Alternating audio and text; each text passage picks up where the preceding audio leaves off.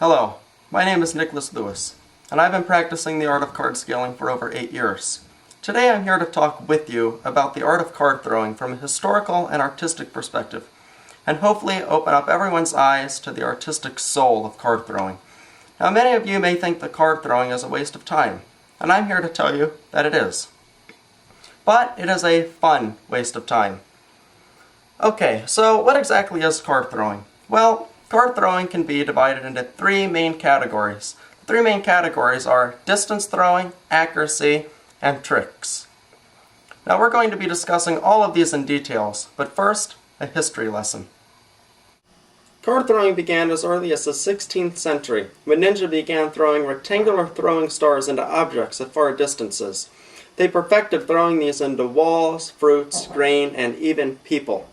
Now later on, Japanese conjurers would often try to impress his audience by throwing these cards at distances of up to 20 feet away into celery stalks or asparagus spears. And this is where the art of card throwing began. In Europe, cards were often poisoned as a way to eliminate queens and princes. According to Ricky Jay, the great magical historian, extracted blowfish poison was the most commonly used toxin.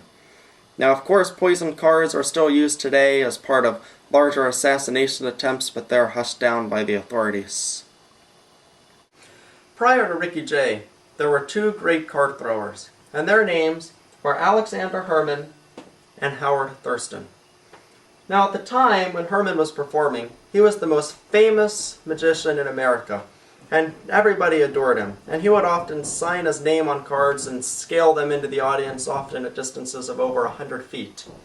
Howard Thurston, on the other hand, preferred to do tricks with his cards. He would often take celery stalks, throw them up in the air, and then chop them from over 20 feet away. Now, one of the most common questions that people ask me is, what kind of cards should we be using?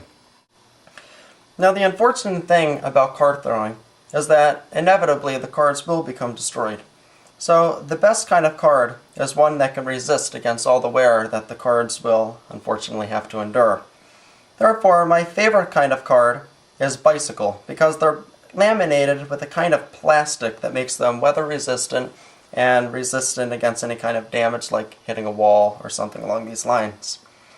But in reality, any air-cushioned poker card will do. Join me on my next video, when we're going to be discussing the 3 basic card throws.